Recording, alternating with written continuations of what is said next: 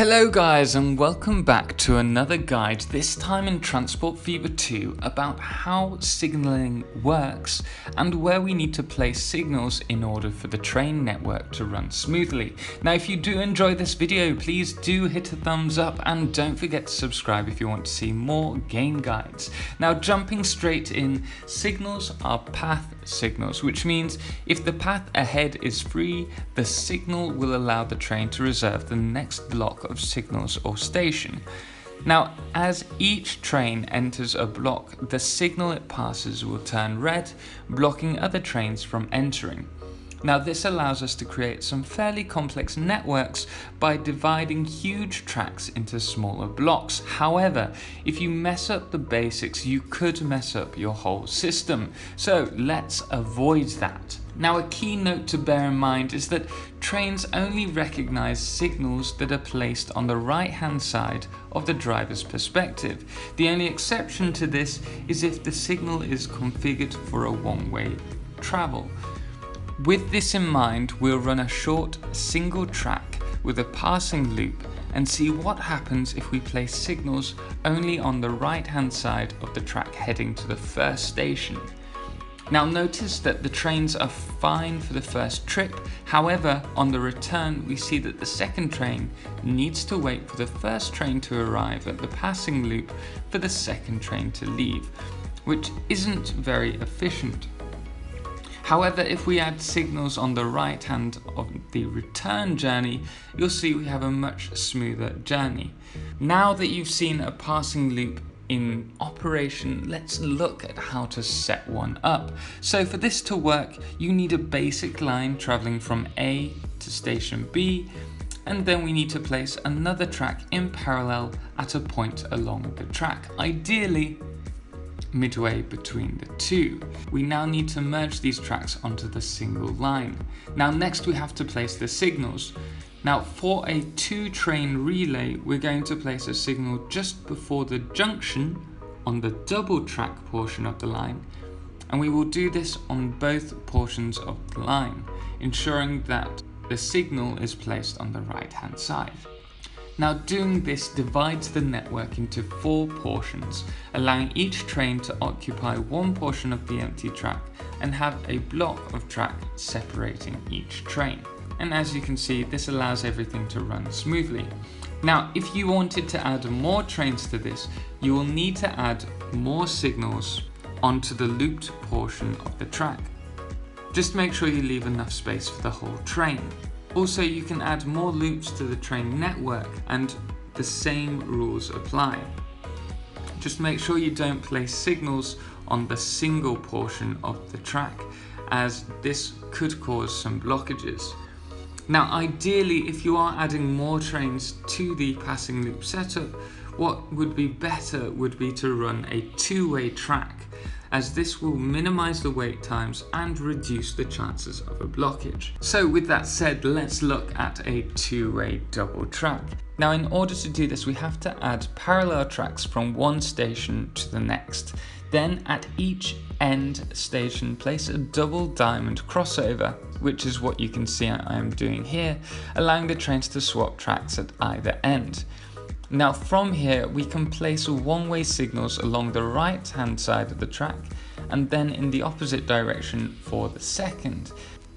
Afterwards, your system should run smoothly like this. Now if you wish to have other stations on this track, don't add a double diamond crossover. Just run a two-line station and there should be no issues. It's only the outside, the last two end stations that need this double diamond crossover. Now if you're running a few trains on this track, you could add 4 tracks to the middle stations like this, then split the upper side of the track to the above 2 platforms and then split the lower track for the other 2 platforms. And just make sure you add a signal after the junction on each side of the track to allow trains to pass into that station. Now that we've covered the double track, let's have a look at signal placement along a track. The more signals along a track, the more time a train will have to travel before stopping and waiting for another train. This makes the whole network run a lot smoother, but at the cost of extra signals and also painstaking placement. In fact, I'd love a mod that allowed me to click and drag signals along a straight piece of track, so that I could have them placed every 1 or 2 portions of the track. But unfortunately we don't have that yet. Now, another important note at this point is that having too many signals will have trains cross over into other blocks, which isn't ideal. Now, for optimum placement, what you want is to place signals at a distance between 1.5 to 2 times the length of your train. This will make everything run smoother, but obviously if it's a really long portion of track and you don't have that many trains running on it, you can do it for much sparser periods of signal placement. Also, if you're running multiple trains on a track which run at different speeds, this can be due to the locomotive power or even the weight of the carriages being pulled, that you may want to run sidings for the faster trains to pass. Now, these are very similar to passing loops, however we're not going to place signals on them. Instead, we will just place a single waypoint on there. Now, the idea is that once you have a route already laid out for the slower train, you will repeat this exact same route with the faster train, however also click the waypoints, and doing this will allow the faster train to hopefully, if it's stuck behind a slower train, to pass through the waypoints without waiting. For this you do not need to add signals, as far as I can tell anyway, as this will just route the faster train onto one long piece of track which connects at the other end, which will actually make the slower train wait if it gets to the end of the siding for the faster train to pass if it's directly behind. Now, for our next part, if you're running a level crossing for trains, which I only recommend if you have a few trains running, like at the very start of the game, then place a signal prior to the level crossing. Now, do this for each direction that the trains are going. Now, this will allow the trains to pass without colliding. That being said, for more complex level crossings, when you have trains using both directions, it is ideal to add a passing loop just after the level crossing to allow one train to wait and the other train to pass on one line as well as the level crossing.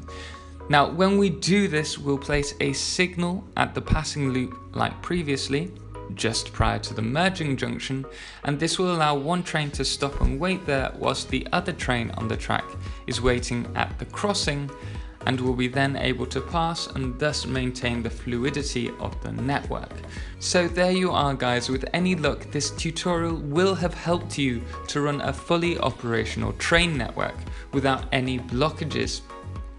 And if so, with these techniques you may be able to run more complex systems like this one, for example. And if you want, I will do another tutorial on how complex crossings like this work. If you did find this video helpful, please do drop a thumbs up, and if you want to see more, don't forget to subscribe. Anyway guys, until next time, thank you so much for watching. Ciao for now.